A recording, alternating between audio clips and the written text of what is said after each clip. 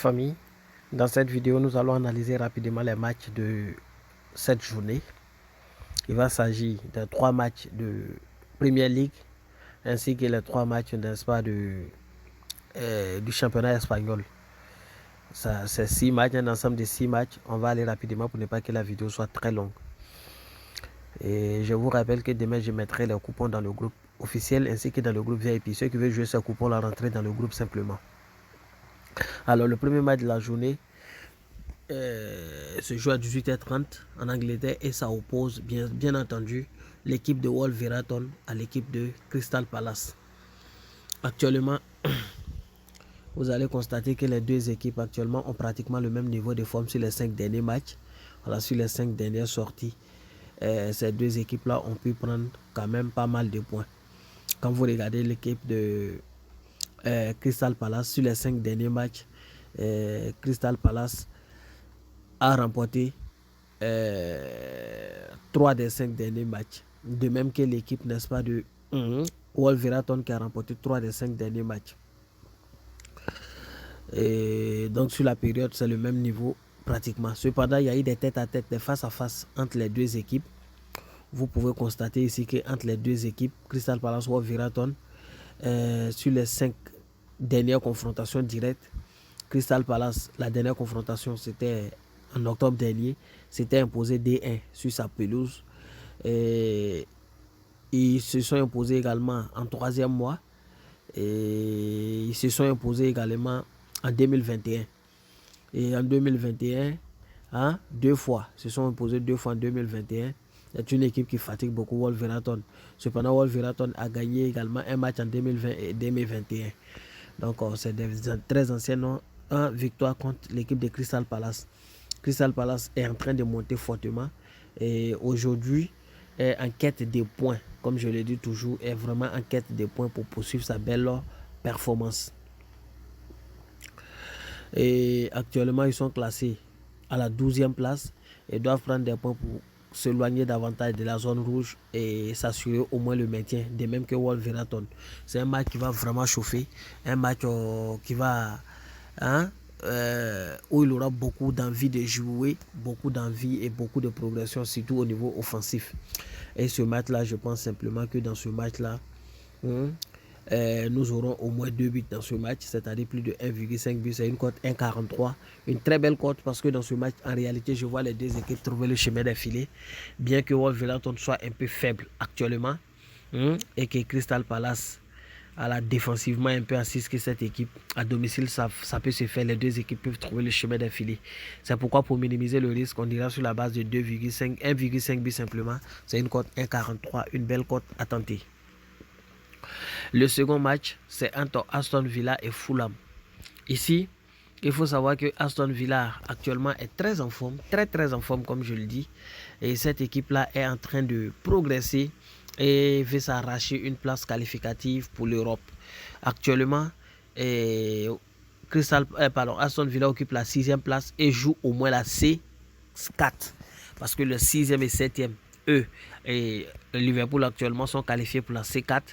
Et Tottenham va aller en C3. Si ça réussit, le championnat finissait comme ça. Il y a Brighton qui est juste derrière aussi, qui veut bousculer en fait cette équipe, comme je le dis toujours, de Aston Villa. Et sur les 5 derniers matchs de Aston Villa, c'était vraiment des matchs vraiment extraordinaires. Vous pouvez les voir ici, ils sont classés ici. Sur les 5 derniers matchs, Aston Villa n'a fait qu'un nul, c'est-à-dire n'a perdu aucun match. C'est l'une des équipes les plus en forme de l'Angleterre actuellement.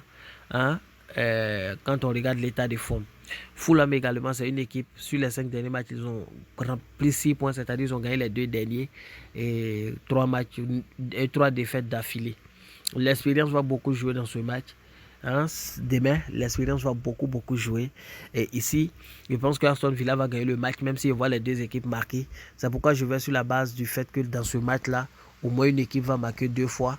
On va regarder la cote. Au moins une équipe va trouver le chemin des filets 2 fois. Ça va passer. Au moins une équipe marque 2 fois. Au moins une équipe marque 2 fois. Donc, au moins une équipe marque 2 fois. Je pense que ça va passer. Voilà, au moins une équipe va marquer 2 fois. Une cote 1,53. Je pense que ça va passer. Il n'y a rien à faire. Pour moi, ça va passer dans ce match-là.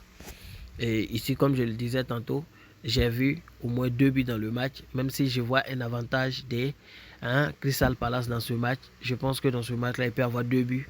Voilà, je pense que les deux équipes peuvent trouver le chemin des filets. Et enfin, le dernier match, c'est entre Leeds et Leicester. Ici, c'est un match assez particulier. Les deux sont en quête de points pour quitter la zone rouge. Pour quitter définitivement la zone rouge. Et actuellement, il faut gagner, il ne faut plus perdre, il ne faut plus commettre d'erreurs. Leicester, quand même un peu plus expérimenté que Leeds en Première Ligue, même si Leeds aussi a fait 2 ou 3 ans maintenant d'affilée. Ouais, troisième année d'affilée, je pense. Mais Leicester reste quand même une belle équipe par rapport à cette équipe, même si Leicester ne se retrouve pas trop. Je donne un avantage à Leicester légèrement par rapport à cette équipe d'élite, même si les 5 derniers matchs, chacun a pris que 3 points. Voilà, vous allez voir que chacun a pris 3 points sur les 5 derniers matchs. Les deux ont le même niveau de forme. Et actuellement, ils sont au coude à coude avec 28 et 29 points. Il faut gagner, il ne faut pas perdre. Ce match va vraiment chauffer. C'est un match de feu. Et je pense que les deux équipes vont trouver le chemin des filets. Il n'y a rien à faire. Je pense que les deux vont finir par marquer ici. Ici également, vous pouvez aller sur le fait qu'au moins une équipe marque 2 buts parce que le match ne finira pas par un match nul. Voilà, le match ne finira pas par un match nul. Les deux vont marquer 7, mais je pense qu'une équipe va gagner. Donc celui qui ne veut pas jouer les deux marques, il met simplement plus de 2 buts pour une équipe. Ça va passer. Au moins une équipe marque 2 buts. Je ne sais pas la cote est à combien. C'est une cote 1,46. Soit vous remplacez par ça, soit vous prenez les deux marques. Ça, c'est une cote... les deux marques là, ça c'est une cote 1,61. À vous de juger. Donc voici un peu le coupon. Et actuellement en Angleterre, c'est une cote 3,52. C'est celui qui veut peut jouer ça simplement et espérer. Après l'Angleterre, je reviens sur Gérone.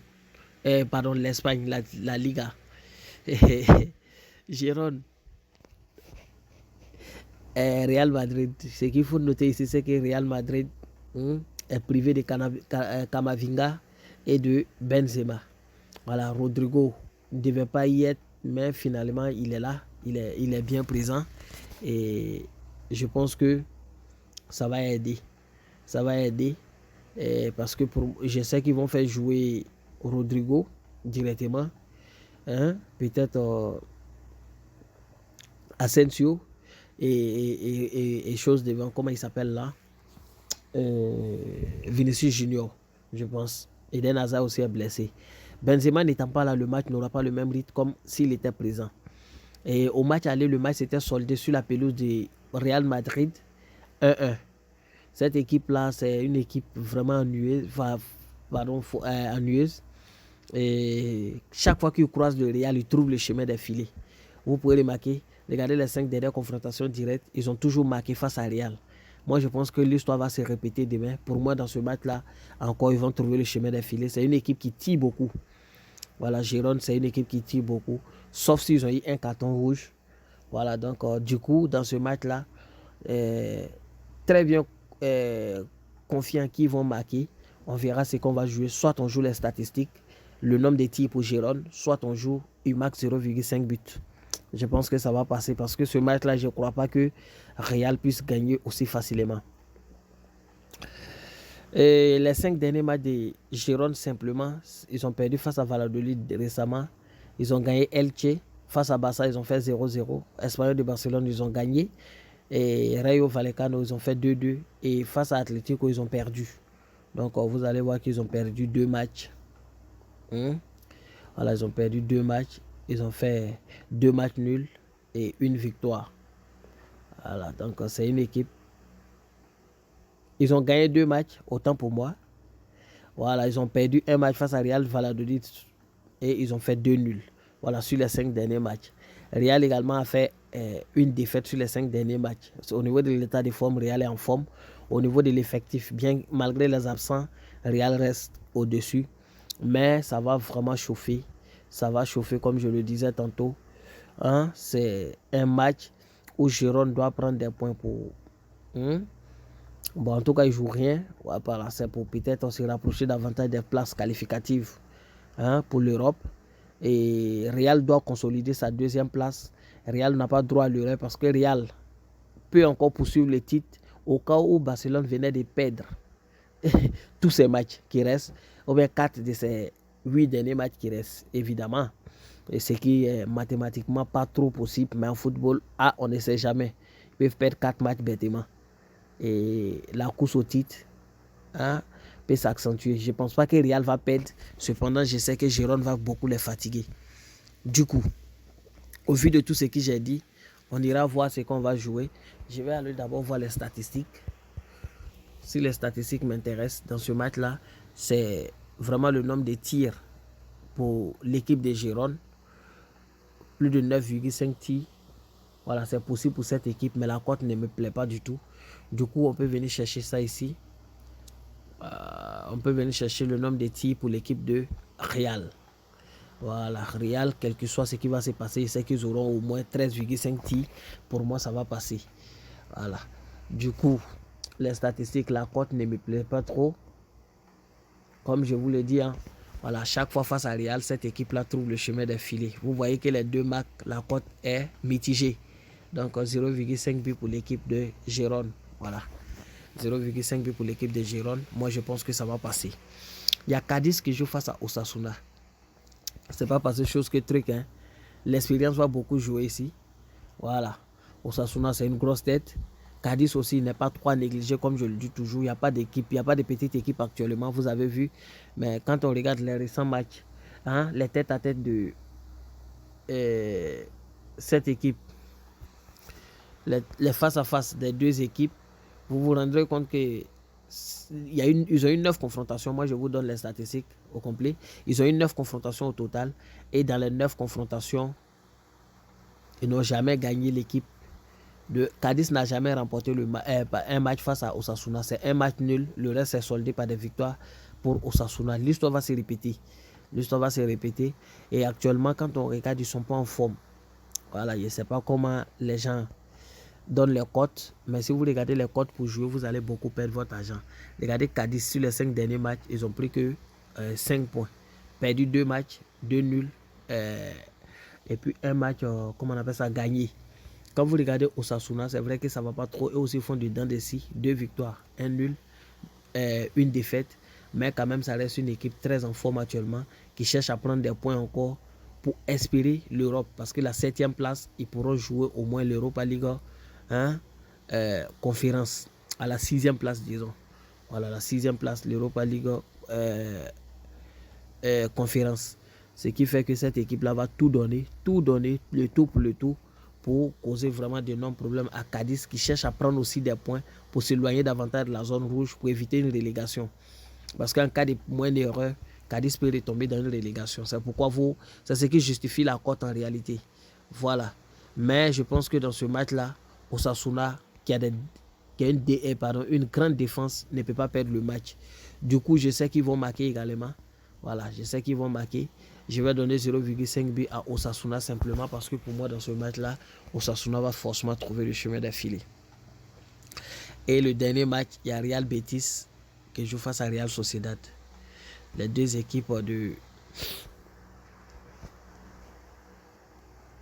les deux sont très bien. Deux équipes très fortes, surtout Betis. Betis, je vous ai toujours dit que c'est une équipe extraordinaire. Une équipe qui est au-delà de nos attentes. Mais je ne sais pas pourquoi cette équipe-là a du mal à progresser. Et cette équipe-là, sur les 5 dernières confrontations directes entre eux et Sociedad, vous allez voir qu'ils ont toujours maltraité Sociedad sur les 5 derniers matchs. Les 6 derniers matchs, il y a eu 2 nuls, 4 victoires pour l'équipe de Betis. Voilà. Demain à domicile encore, Betis va vraiment les malmener. Betis va les fatiguer, comme on le dit. Et actuellement, il y a ce qui est bizarre, c'est qu'il y a 6 points entre les deux. Et en cas de victoire de Sociedad, il aura 8 points. Et pardon, 9 points. Et si Sociedad gagne, s'il y a 9 points, ça sera difficile pour Real Betis d'accéder à la Ligue des Champions. Donc je ne pense pas que Real va perdre ce match. Betis va perdre ce match. Betis a tous les rudiments pour causer d'énormes problèmes à l'équipe de Sociedad demain. Voilà, dans ce match également, c'est 0,5 but pour l'équipe de Betis simplement. Voilà, Betis max 0,5 but, c'est une cote 1,45.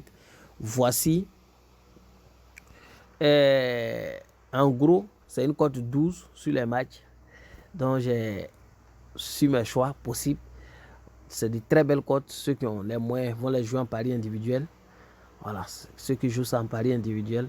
À la rigueur, on peut perdre un, mais je ne pense pas qu'on va perdre 2 matchs dans tout ça. Voilà, donc ceux qui ont les moyens peuvent jouer en pari individuel. Je pense que voilà, ils pourraient se faire un bénéfice parce que les cotes sont bien. Voilà, ceux qui n'ont pas assez de moyens, vous combinez 2-2, vous pouvez les combiner 2-2. Vous prenez Aston Villa, par exemple, et le match de le match d'Aston Villa, Crystal Palace, vous les combinez. Le match de Leeds, Real, vous les combinez. Osasuna, Betis, vous les combinez simplement 2-2. Donc voici un peu, c'est une cote 12 pour ceux qui veulent tenter ce coupon-là. Moi, je vais vous donner, c'est sur BetWinner, c'est 7 HNPK, 7 HNPK, c'est sur BetWinner, je répète. Ceux qui n'ont pas de compte BetWinner, qui veulent en créer un, mon code promo c'est MIMI02, MIMI en majuscule, MIMI. Voilà, pour bénéficier d'un bonus allant jusqu'à 120 000 francs sur le premier rechargement. Donc, merci à vous, bonne chance à tous et bien de choses à vos familles.